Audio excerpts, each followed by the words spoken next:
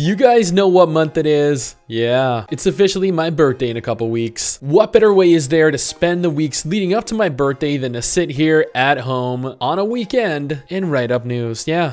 You guys are welcome. I'm just kidding. I love you guys. Let's kick this off with something stupid, ridiculous, asinine.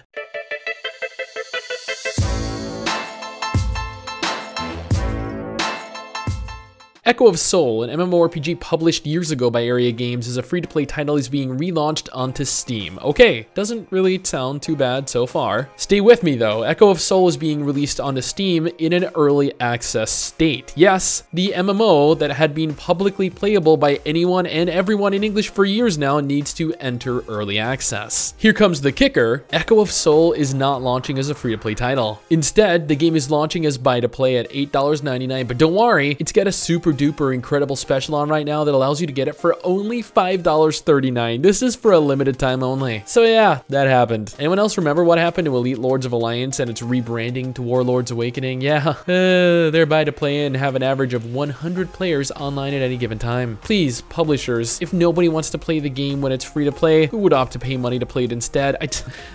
What?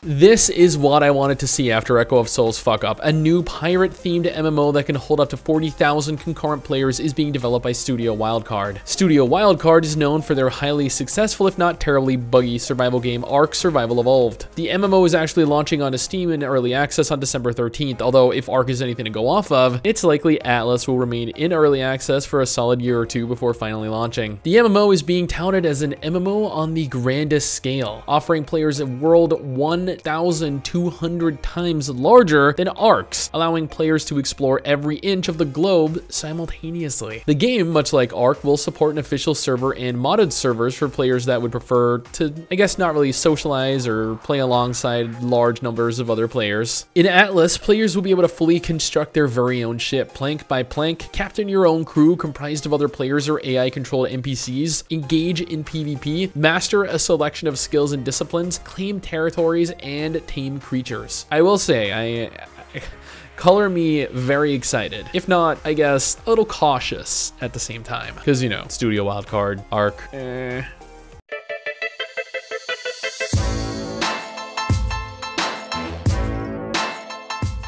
This isn't really pertaining to any updates in specific, rather it's just to congratulate Warframe on the success it's experiencing right now. It hasn't even been a month since its launch onto the Switch, and Warframe is already sitting at over 1 million downloads by Switch players. That is incredible, and further goes on to prove that this is the kind of game that players want, cross-platform.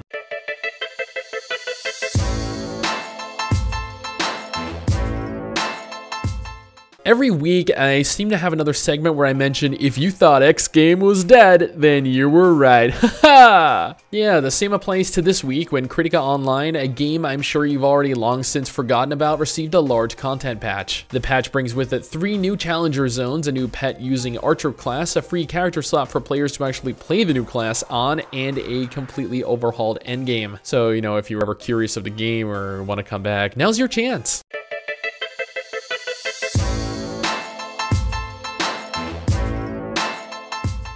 You may or may not have heard about this little indie game called Planet of Peacecraft. It's an MMO that shows you how 2 very different, very contrasting factions can put aside their differences and work together for...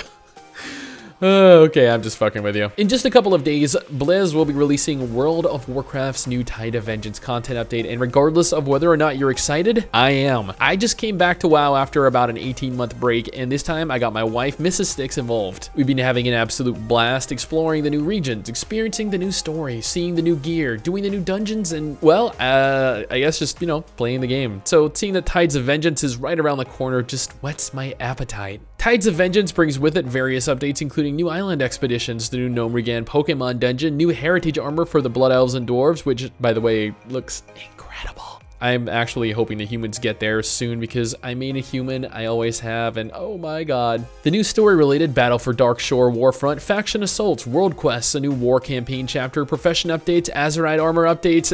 You know what? It'd probably just be better if you went ahead and watched the official video. Finally, Blizz officially announced the normal and heroic Battle of Dazar'alor raids will become available on January 22nd. Mythic Dazar'alor's first raid wing will launch a week later, with each additional raid wing becoming available every 2 weeks. If you play WoW and would love to play with my wife and I, or even Wiggy and her boyfriend since they play with us, then we play on Stormrage and have plans on opening up an MMO Byte guild there in the near future.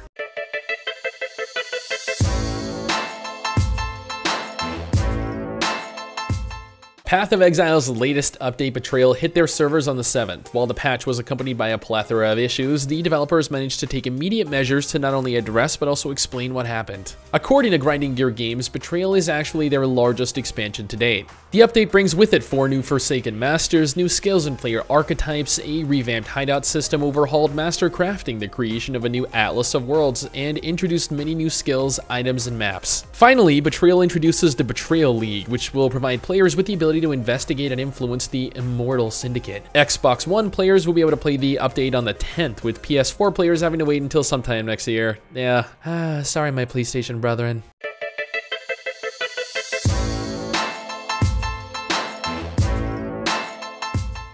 Black Desert Online is rolling out their new Archer class next week, and in preparation for that, Kakao is allowing players to create their new characters ready. While he will be unplayable right now, as soon as the patch goes live, players will be able to log in and begin their journey as the new Ladyman class. I'll have my first impressions of the new Archer class up within the next 2 weeks or so after I play through him enough to, I guess, get like an accurate gauge on him, so make sure you be on the lookout for that. If you're interested in how Black Desert Online currently plays in 2018 going into 2019, then Wiggy actually has a video up on that as well.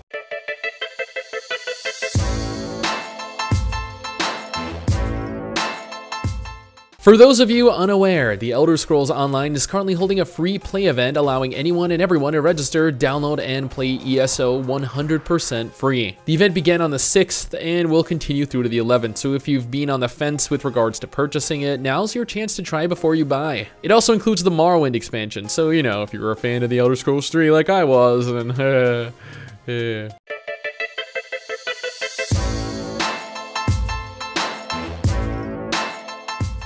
The team behind Dauntless are bringing the season's joy to players in the form of new in-game events, a new behemoth, and, well, I mean, it's a Christmas event and a content update combined into one. It doesn't really add a whole lot, but I mean, it should be both fun and entertaining enough for players to partake of nonetheless.